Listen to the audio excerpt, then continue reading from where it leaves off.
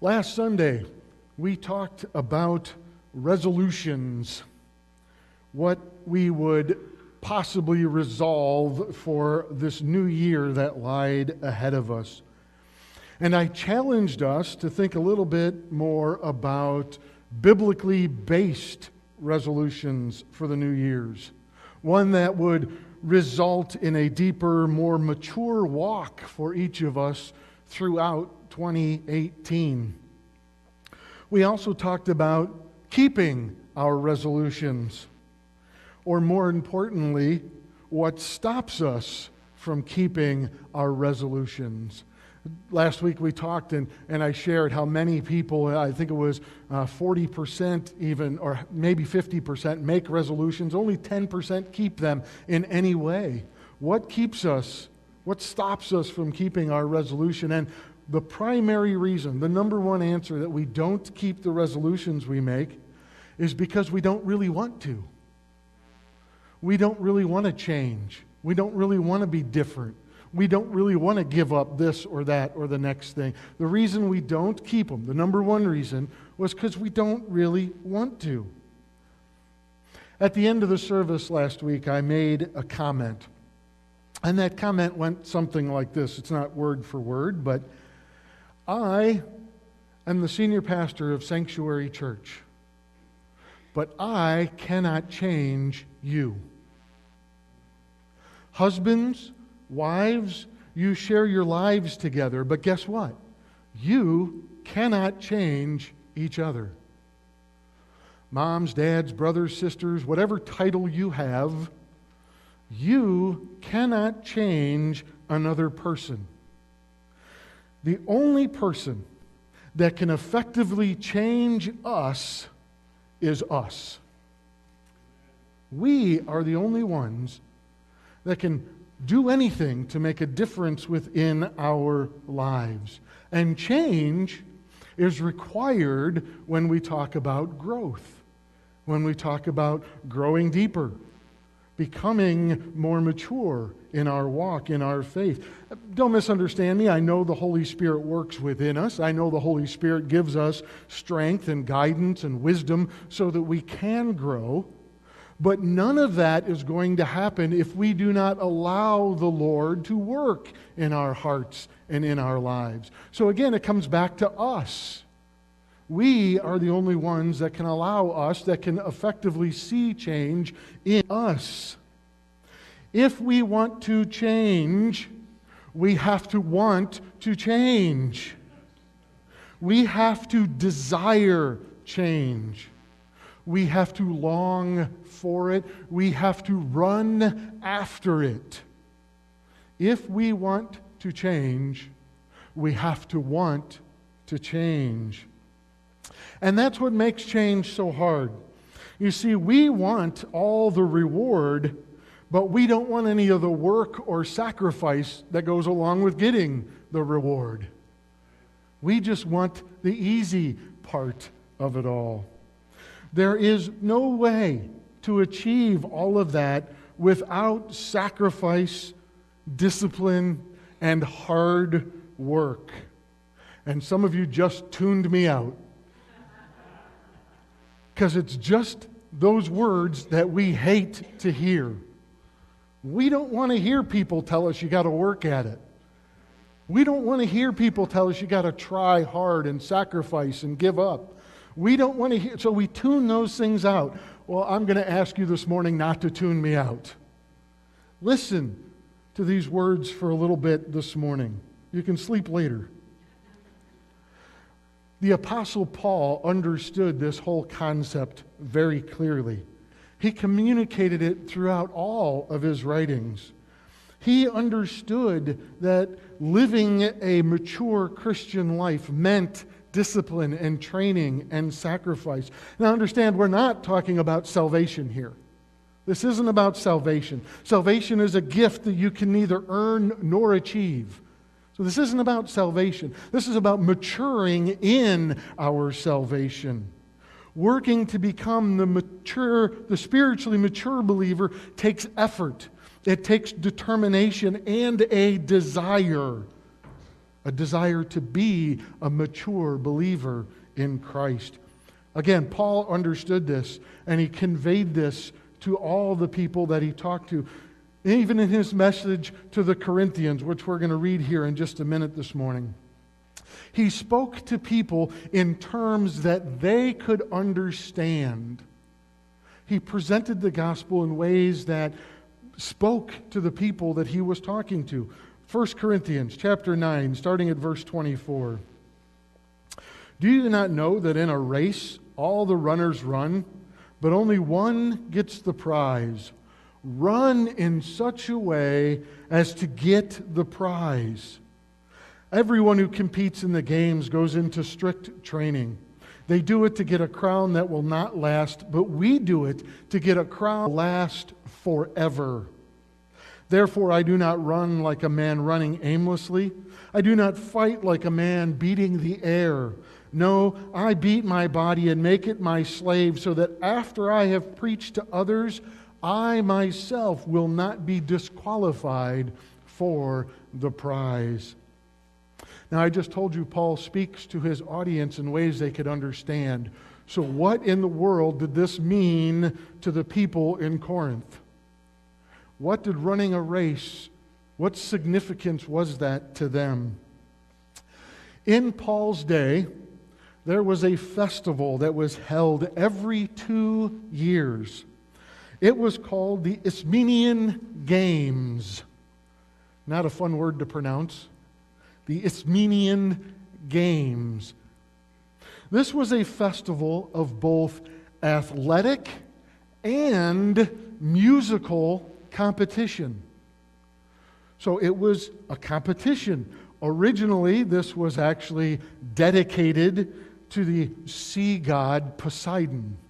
That's why they would celebrate or have these games, was to honor Poseidon. These games were celebrated to rival those of Olympia. So there was a reason behind having these games. And they did it every 2 years, as I said. They would do it around the Olympia Games. Those that competed in these games took their training very seriously. They took time to prepare, to get ready, to train for these particular games.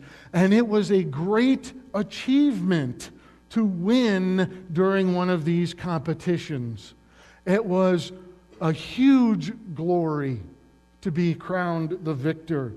See, in these times, in these games, there was no second place. They didn't understand what second place meant.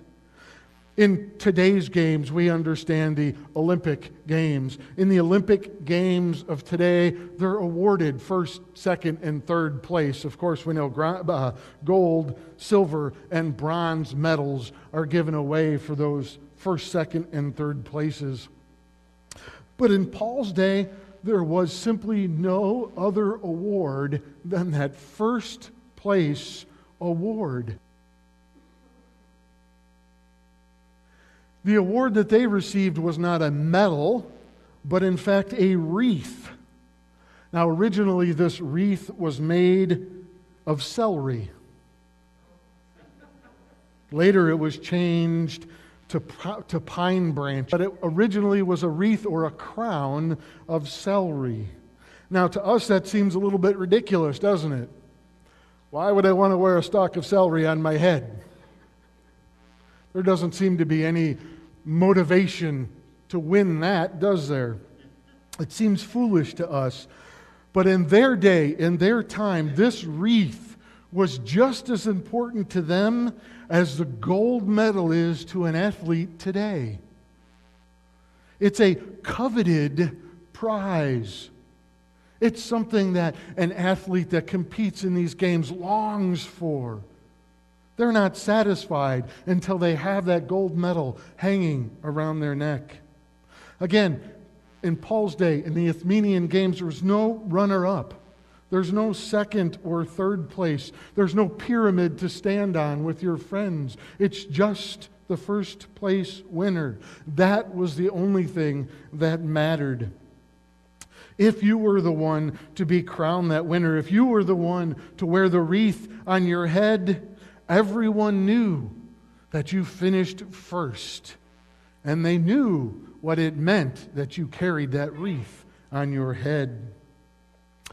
During the 1996 Olympic Games, a well-known shoe company ran a commercial that kind of emphasized this whole concept of being in first place.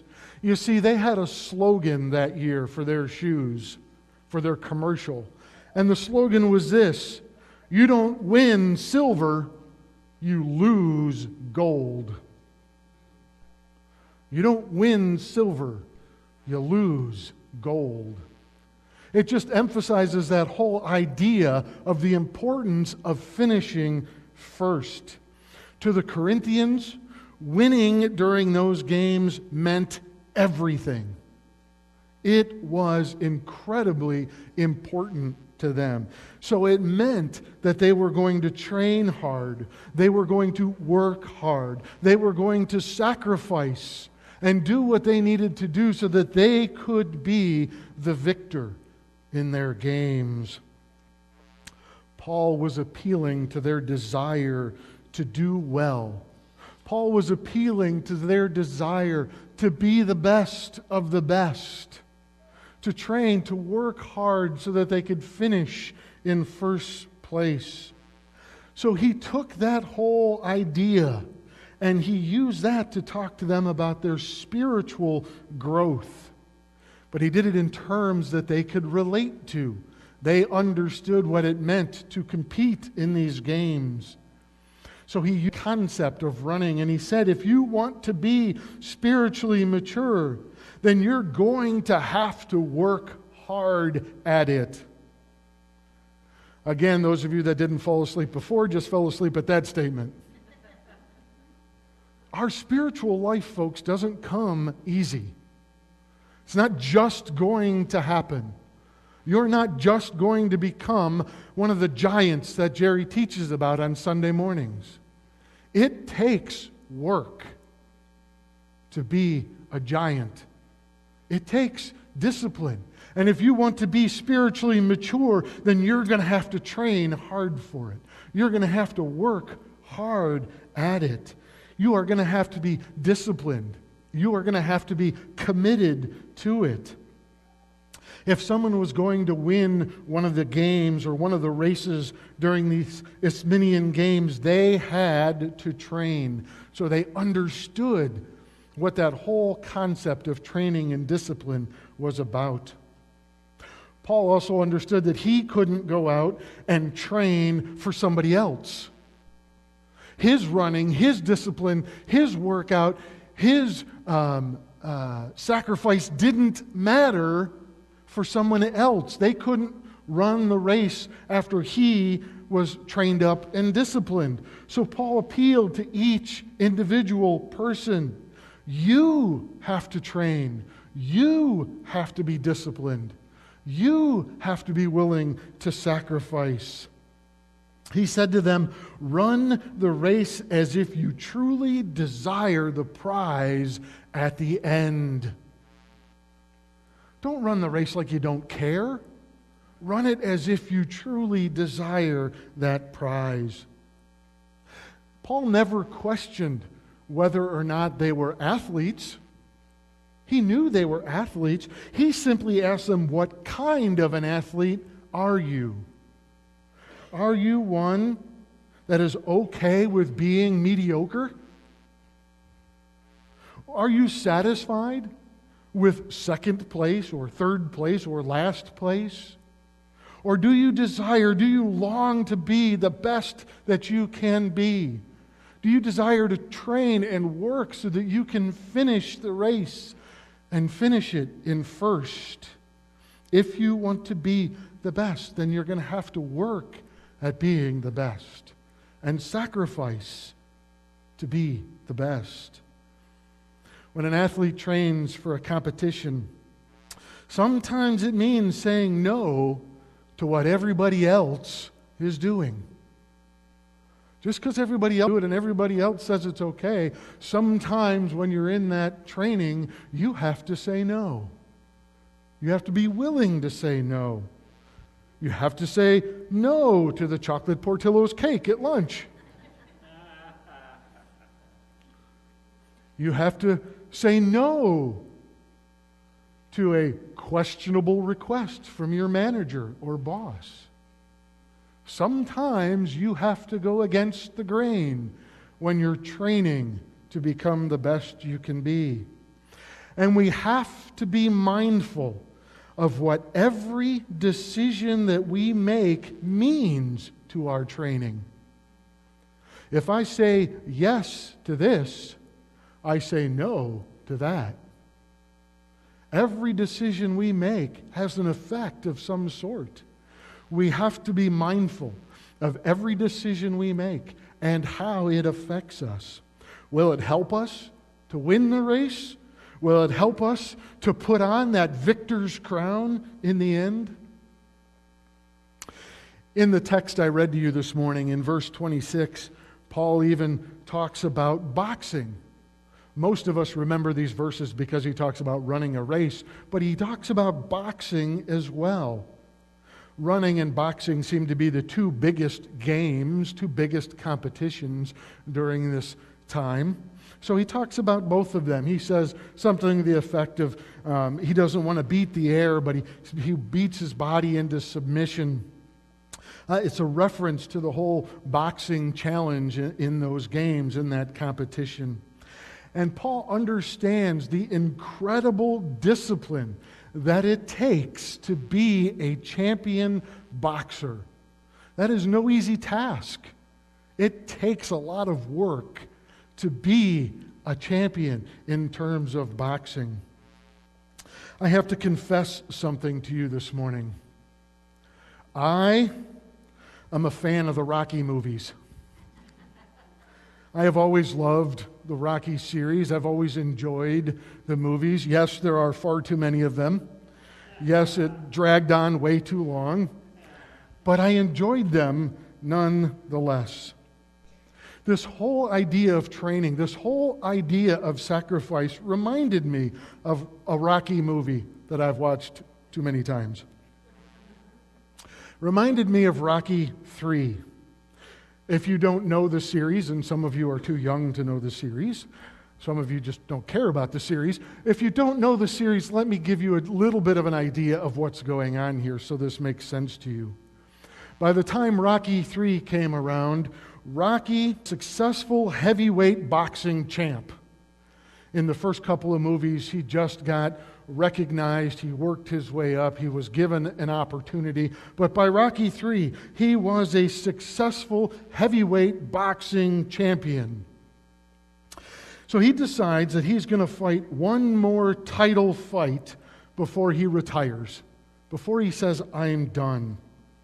His opponent for this fight is a man by the name of Clubber Lang, played by Mr. T. The problem in this whole scenario is that Rocky isn't taking his fight seriously. Yes, he's training. Yes, he's working out. Yes, he's sparring with other people, but he's simply doing it and having a good time. See, there is no desire in his heart. There is no desire for him to train hard or to work hard to maintain his championship.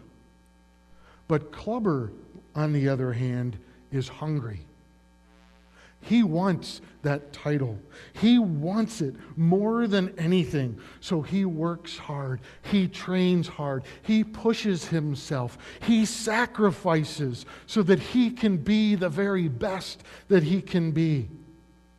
When the two of them come together and that heavyweight championship is underway, Rocky Balboa, the heavyweight champion of the world, loses the title fight. Why? Because everything around him distracted him from his goal. Everything around him pulled him away from what his focus should have been. He took his eyes off the prize. He thought he could just coast along. He didn't think he had to work hard or run hard or train hard or sacrifice. He just thought he would keep doing what he's always done. Of course, the movie doesn't end there. We eventually see Rocky kind of get his head on straight, and he gets his focus back. And in the rematch, we see him regain his title by defeating Clubber in the end of the movie. But it's only because he was determined to train and to work hard that he was able to regain his title, to be the best, to win the prize, to get the victor's crown, or belt in this case. But it's because he was willing to work hard at it. Paul, in his statement to the Corinthians, tries to appeal to their competitive nature. He understood the people that he was talking to. And even to us today, he still tries to appeal to our competitive nature by putting this whole thing, this whole spiritual walk, in terms that they understood, in terms that we can understand. You see, even us today, sitting in this room, we want to be on top. We want to succeed. That's just part of our human nature. That's part of who we are. We want to be the best at whatever. Nobody walks through life choosing to be the worst at something. Sometimes we wind up there because of choices we make or things we do. But that's not our desire. That's not what we really want. What we want is to be on the top of our game. Paul tries to appeal to that competitive nature, and he tells those in Corinth that were familiar with these games, he tells them to run the race in such a way as to get the prize. He says to them, anyone who competes in the game goes into strict training. He asks them about their motivation. What's your motivation for doing this? And of course, he says to get a crown that will not last. But then he turns that to the spiritual side of things, and he says, or he reminds them, that they're not really running after a temporary crown, but what are they indeed running after? They're running after to get a crown that will last forever. That's the true meaning of the race that Paul is talking about.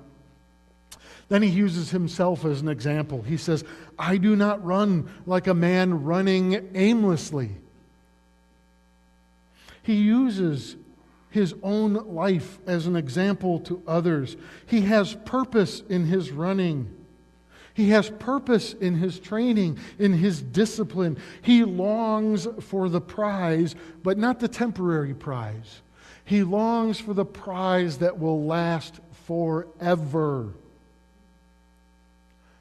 The victorious athlete in those particular games wore that crown on their head with absolute pride. They wanted everyone to know who they were and what they had achieved. And that saw them wearing that crown knew what it meant. It knew their commitment to the game. It knew the sacrifice that it represented, that they had made, because they saw that crown. They knew how dedicated that individual was. There's a handful of other things we can learn from these particular games and Paul's talk about these games. Only Greek citizens were allowed to participate in the games. In order to participate in the games, they had to agree to the rules of the competition. That's something interesting to think about there. If you're going to participate in the game, you got to abide by the rules. If we're going to run in our race, there are rules to abide by as well. If they were found breaking those rules, they were disqualified from the race. Wouldn't matter how good they were, wouldn't matter how much they had trained or how hard they had worked to prepare for it. None of that mattered. If they broke the rules, they could not run. Plain and simple. During those games, there was a herald, a person in charge of the announcements at the games. They were responsible for declaring the winners after each game or after each competition. But that herald was in charge of something else as well. They were in charge of announcing the name of every person who had been disqualified for breaking the rules. Everyone knew who tried to circumvent the rules, who tried to get around things, who tried to play unfairly, if you will. Everybody knew the name of those people. I wonder what Paul would say to us today. What communication, what message would he have for us? Would he liken our walk with those of the Olympic Games? Would he liken our walk with climbing the corporate ladder? Would he liken our walk with investing in future securities? How would he compare our spiritual walk, our spiritual life with us today?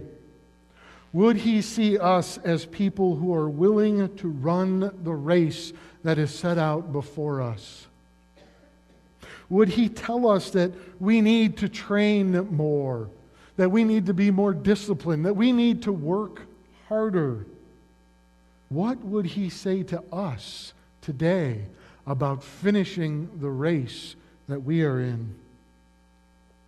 Are we people who want to work hard for the prize that is before us? That's what I said earlier about changing our lives. We have to want to change. Are we willing to change? Do we want to be different? Or do we want to blend in with the rest of the world and do everything just like the world does? Do we want to be different? Are we willing to make the hard decisions to resist what everyone else is doing? To go against the crowd if necessary, so that our training stays on path? Are we focused on the fight that is ahead of us? Or are we just distracted by anything and everything else that is around us?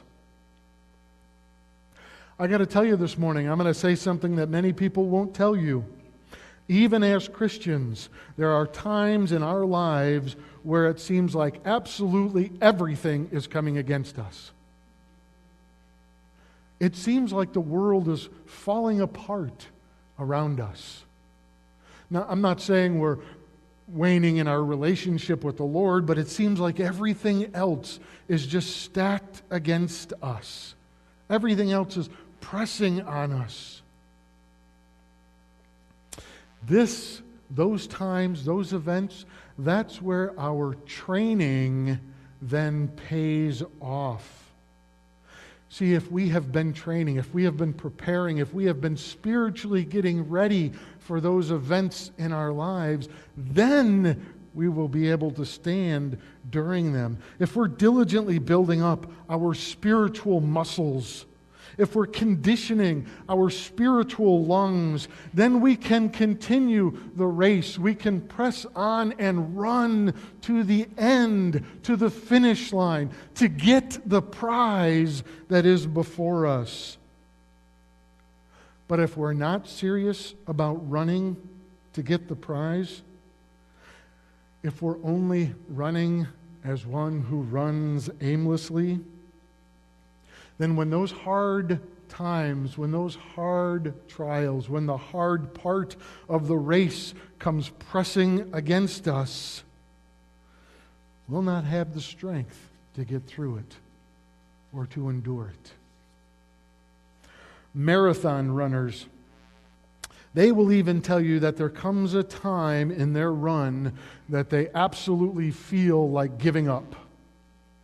Some of them call it a wall. I would hit the wall very early if I was running a 26-mile run, but they come to a point in their race that they don't want to move on. They don't want to finish. They're exhausted. And they have hit the wall, as they say. But they don't stop. Why? Because they have been training for this run. They have been making sacrifices for this run. They have been disciplining their bodies for this run. They have been working hard to finish this marathon, to cross that finish line at the end of their run. They're tired, they're weak, they're ready to give up, but instead they push on. They get to the end. They cross that line, and yes, they are exhausted. Their body has endured more than many of us can ever imagine. They're sore. They're probably even injured through their run. But they finished their race.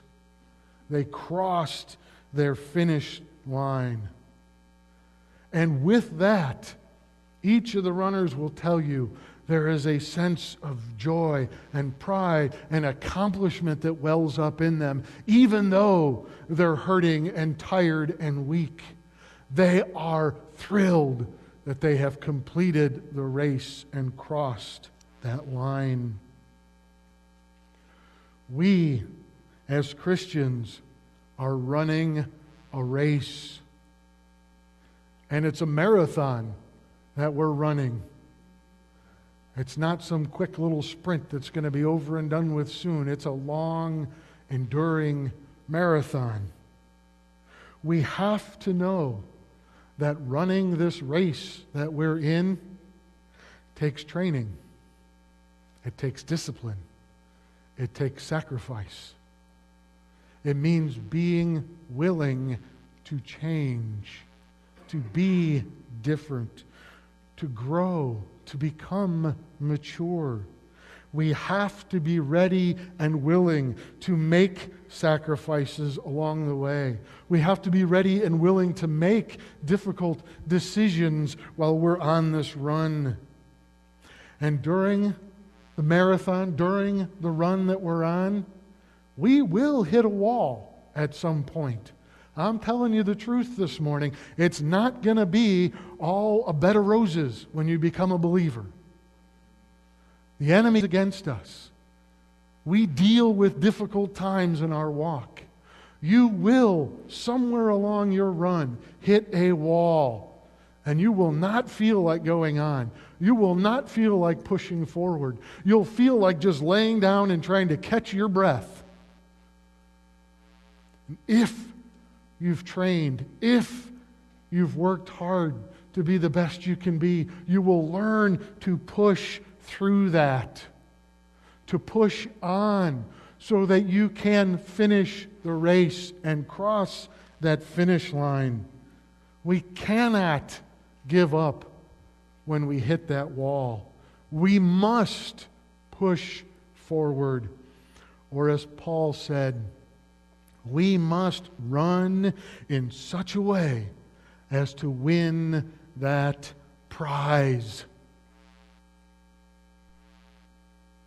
That can only be done if we are willing to work hard at it. It can only be done if we're going to train and discipline and sacrifice in our lives. It can only be done if we're willing to go against the crowd. If we're willing to give up some things that everybody else wants to do. Are we willing to train hard, to be the best that we can be, to finish that race, and to receive that crown that lasts forever?